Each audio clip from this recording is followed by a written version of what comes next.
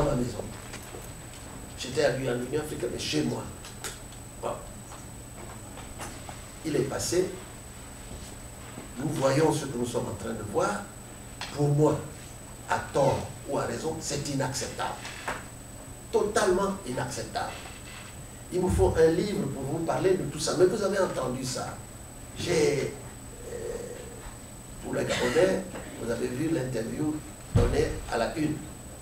Vous avez vu d'autres interviews. J'insiste longuement sur ça. Nous avons un président qui essaye d'opposer les ethnies entre elles, les régions entre elles. Je vous rappelle que si vous regardez en 1963, le génocide rwandais a commencé comme ça. 1963, comme ça. Il s'en va dans cette direction. Vous croyez que je vais l'accepter? Vous croyez que je vais accepter ça? Vous croyez que je vais accepter tout ce qu'on voit? On s'amuse. Ils sont dans un beau bateau qui s'appelle le Titanic et qui foncent tout droit vers l'iceberg.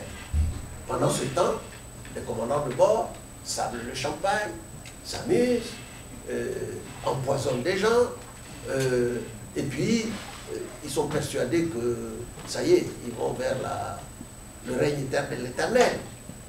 Mais le bateau, ça va couler. Le bateau va couler.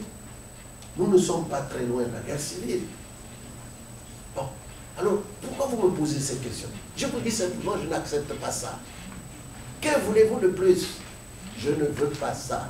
Est-ce que c'est clair? C'est clair. Donc, n'allez pas chercher si, à ma naissance, j'avais le paludisme ou la coqueluche, je ne sais pas, ma maladie honteuse. Non. Je vous dis clairement, c'est simple. Je ne peux pas accepter ça. Je ne l'accepte pas. Et je lutte contre ça. Parce qu'au bout, il y a la guerre civile. Et il s'y prépare puisqu'il forme des milices. Il s'y prépare puisqu'il empoisonne des gens. Vous comprenez? Donc, pourquoi on ne peut pas comprendre que je me révolte contre ça? Si vous tirez trop sur une corde, elle se casse. Chez nous, on dit, quand vous appuyez trop pour sortir le puits de l'abcès, le sang finit par sortir. Pourquoi vous ne pouvez pas comprendre des choses aussi simples? C'est clair. C'est simple. Donc, je réponds à votre question en disant tout simplement que toutes les accusations que vous avez formulées, M. Mongomo, les souffrances du peuple gabonais, j'accepte tout.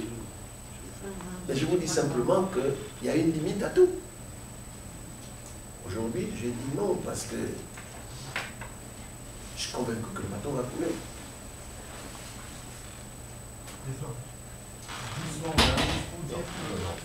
suis journaliste. Je comprends que vous êtes en vous disant quand même que vous êtes actuellement en train de vouloir être mis en examen dans le cadre de l'affaire Total. Êtes-vous pour nous vous informer? Quelle valeur pour ne plus vous représenter? Non, non, non. Écoutez, pour ne pas me représenter, ils utiliseront tous les arguments. Ça, c'est pas un problème. Pour me présenter, ils utiliseront tous les arguments. Je m'y attends. C'est pour cela que je dis qu'il faut... Est-ce que vous allez être candidat? Je dis la chose suivante, mon frère. On ne se lève pas un matin en disant « Je suis Zoro, suivez-moi ». Non. Il faut que la classe politique se concerte. Il faut que nous nous mettons d'accord. Il faut qu'on forme un front. Et si moi, je n'arrive pas, ou si on me tue, parce qu'ils cherchent ça aussi, il faut qu'il y ait quelqu'un d'autre. Il faut donc qu'on s'entende que vous n'allez pas tuer tout le monde. Si vous avez empoisonné Baobab, et on me dit, j'apprends que Baobab a eu 6 poisons, et qu'on a réussi à Justin est là. Tu es à côté en plus de Justin. C'est une bonne chose parce que Justin, ta radio là, il faut que tu la corriges. Hein. Oui, Afrique Média. Bon. Donc, je dis tout simplement que je ne me prends pas pour Zoro. C'est pour ça que je dis, avec l'opposition, nous serons en face. Donc vous ne confirmez pas que vous présenterez aux élections présidentielles? Enfin, vraiment, j'ai dit la chose suivante. En me concertant avec l'opposition, si l'opposition décide que c'est moi qui suis le candidat le mieux placé, je ne vais pas me dérober. Pour le moment, elle n'a pas décidé. Voilà. Est-ce que c'est clair? Est-ce qu'on peut savoir quelles sont vos... Là, c'est avec Ali Bongo. Quelles sont vos relations aujourd'hui avec M. Baobab? M. Baobab, je suis en relation avec lui, comme je suis en relation avec toute l'opposition. Elles sont bonnes? Elles sont très bonnes, évidemment. Ce que je cherche, c'est que nous ayons un front. Ça manque. Nous ayons un front commun de toute l'opposition sérieuse. Ou pour certains, ils disent l'opposition au gouvernement et l'opposition du gouvernement. C'est-à-dire ceux qui font semblant. Bon. Donc, nous sommes là et nous créons un front commun et c'est cette opposition qui devrait décider que c'est elle qui nous représentera. Et s'il est empêché, s'il est tué, parce que je m'y prépare, c'est tel autre qui va se... Il ne peut pas tuer tout le monde. Est-ce que c'est clair? Ben oui. Alors, la dernière série... Peut-être qu'attendez que je regarde encore. Non, je crois que c'est tout. Élection présidentielle. Mais la question que vous avez posée est simple. Il faut que si vous appartenez à Afrique Média, vous corrigez ces choses-là. Parce que, moi, c'est simple. Vous avez une liste d'actionnaires de Total ou de n'importe quelle compagnie pétrolière. Ces actionnaires sont connus. Les compagnies pétrolières les connaissent, parfois même la bourse les connaît. Publiez donc cette liste, diantre. Publiez la liste. Si vous la connaissez, publiez-la. Vous allez trouver les bongos, mais vous ne trouverez pas mon nom. Publiez-la. Où est le problème? Voilà. Est-ce que vous avez vu mon nom? On va dire? Mais dites-le. Non. Bah alors.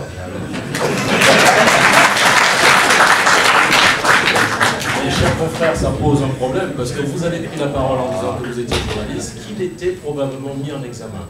Et là, vous dites que son nom n'est pas sur la liste. Ça va, c'est bien. Alors,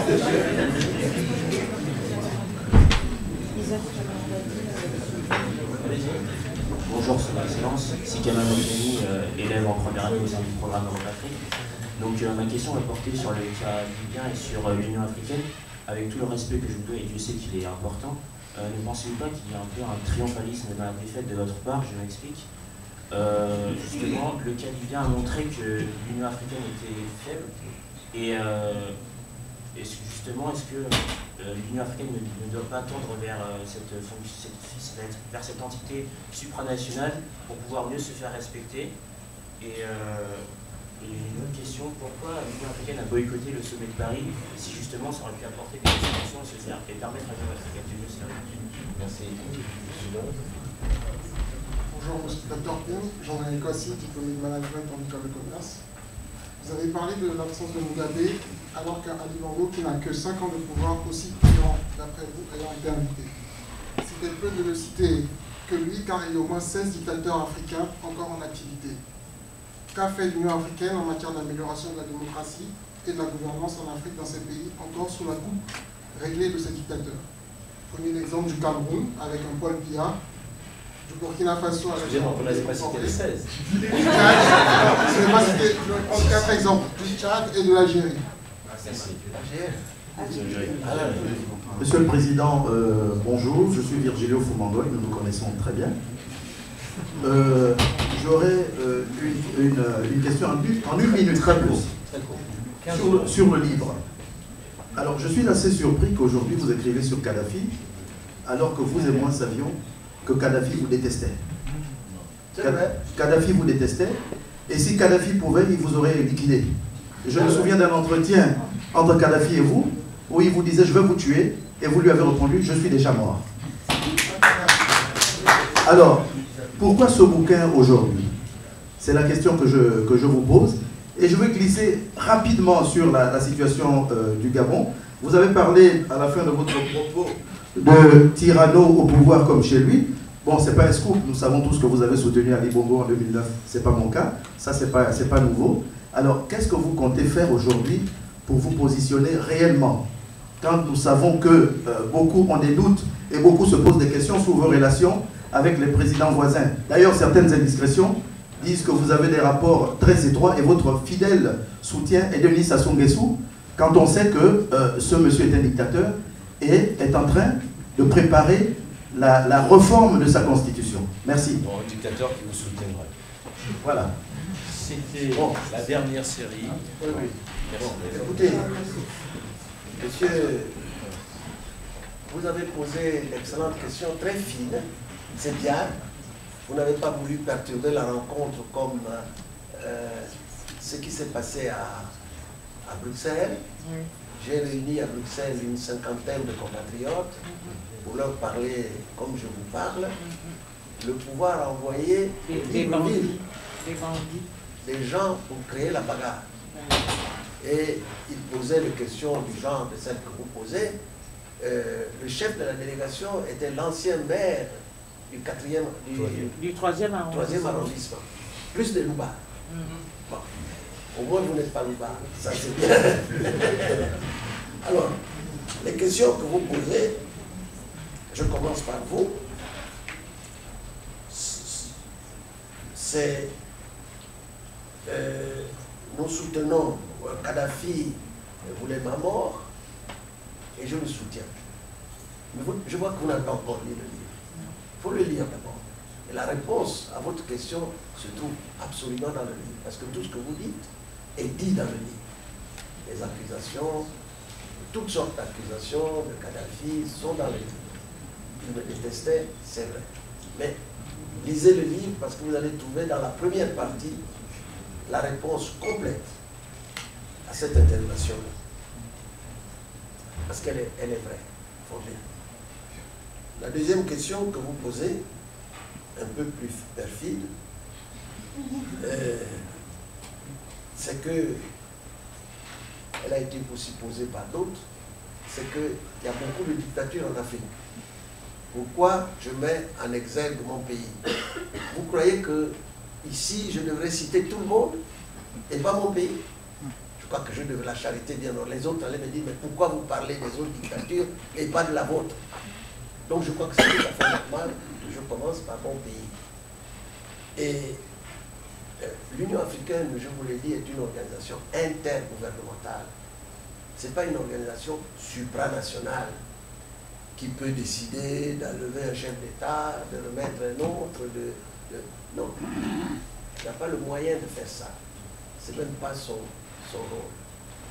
Elle a beaucoup plus un rôle de promotion dans les idéaux concernant la gouvernance et d'attirer l'attention dans certains cas, dans beaucoup de cas, sur les dérives. Et ça, on n'attire pas l'attention sur les dérives par des bouquins. Vous êtes mieux placé pour faire ce genre de choses. Je vous ai parlé du Malawi tout à l'heure. Personne ne connaît cet épisode. Elle a été faite discrètement pour ne pas gêner les protagonistes. Et ça a produit des résultats que personne ne connaît. Je crois que on tente parfois parler des bons offices. Que les bons offices concernent souvent des choses qu'on ne connaîtra jamais.